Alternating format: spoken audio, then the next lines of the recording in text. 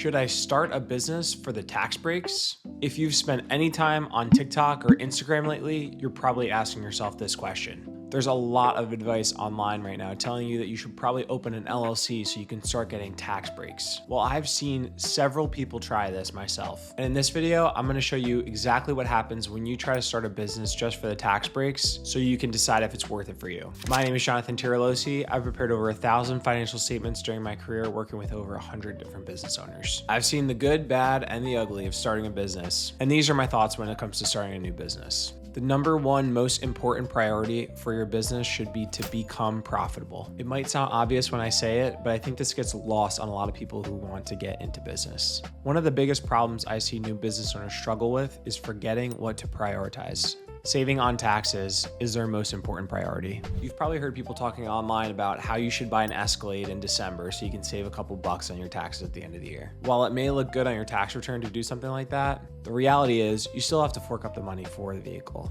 Remember that if you're spending $90,000 to save $27,000 in taxes, you're still spending 63 grand extra above what you may have already planned for. And I think this is really where people are slipping up. At the core, we're really just trying to save money on taxes because we know it's one of our biggest expenses each year. Adding expenses just to save money on taxes is not going to get you there. I find that my most successful clients are actually not overly concerned with their tax bill. The reason for this is those clients tend to be the most organized and are either paying their estimated quarterly taxes or they're saving up money in their savings account to pay their taxes at the end of the year. These business owners know that they're going to make income and that they're going to have to pay taxes on that income unless they want to make a trade-off. You just have to understand if the trade-off is worth it. And you're going to want to understand that paying taxes should not be your primary decision maker when it comes to making a purchasing decision in your business. Now, when it comes to starting a business, don't confuse one of your hobbies for a business because the IRS will not confuse the two.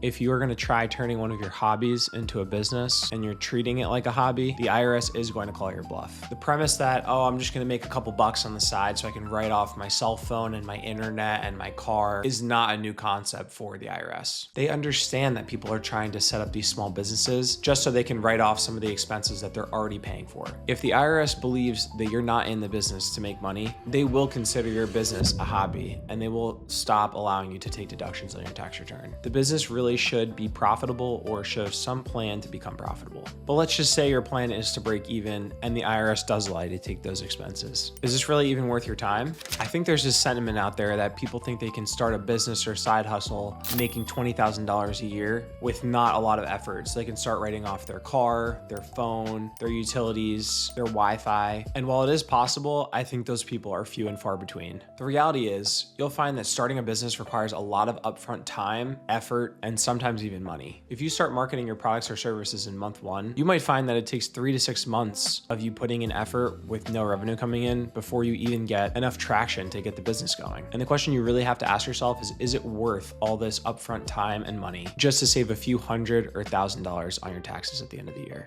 While I am a major advocate of starting a business, I don't think you should start one solely to save money on taxes. It just takes too much time and effort to start a business for it to be worth it for the tax breaks alone. I think looking for more freedom, autonomy, and money in your life are great reasons to start a business. If you're someone who's looking to get started in business for the right reasons, subscribe to my YouTube channel so you can become a financially savvy business owner yourself. See you in the next one.